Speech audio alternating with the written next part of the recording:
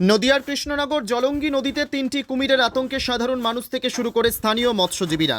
বেশ কিছুদিন ধরে জলঙ্গি নদীর তীরবর্তী অঞ্চলের বাসিন্দারা জানাচ্ছেন মাঝে মধ্যেই কুমির দেখতে পাচ্ছেন।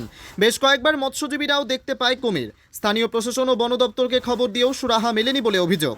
বন দপ্তর কোনো রকম ব্যবস্থা বা কোনো তৎপরতা দেখাননি বলেও অভিযোগ করলেন মৎস্যজীবীরা। দিনরাত কুমির আতঙ্ক এখন মৎস্যজীবীদের মাথা ব্যথার কারণ।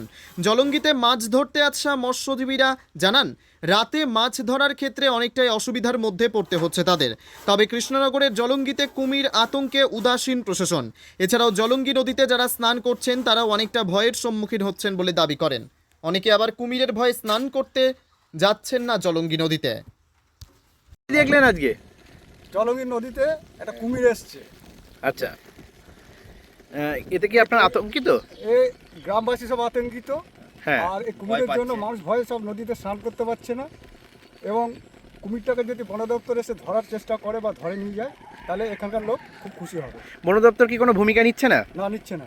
মানে এর আগেও তো শোনা গেছিল। আগেরবারও শোনা গেছে, এসে কিন্তু কোনো পদক্ষেপ নেয়নি। আচ্ছা, কি চাইছেন আপনারা? আমরা চাইছি যে এই কুমিরটাকে বন দপ্তর এসে ধরে নিয়ে যায়। আপনারা তো মাছ ধরেন, তা সে রাত বিরেতেও তো মাছ ধরছেন। হ্যাঁ, তো তাতে আমাদের কি? তো ভয়, এখানে আতঙ্কিত মানুষ যে যদি কুমিরটাকে কোনো মানুষজনকে খেয়ে ফেলে বা কিছু হয়, আচ্ছা, এ ভয়ে মানুষজন আতঙ্কিত হয়ে রয়েছে। আর এই জাল তো পাতা আছে, সেই জালেও তো নিশ্চয়ই সমস্যা। জালও বেঁধে যেতে পারে।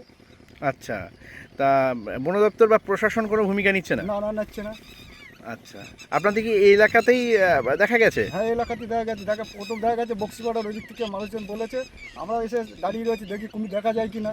এখন দেখছি তো কুমির, অরিজিনালি কুমির দেখা যাচ্ছে। ঠিক আছে, আপনার নাম? বিশ্বজিৎ বাগ। আপনি কি মানে মাছ মৎস্যজীবী? মৎস্যজীবী।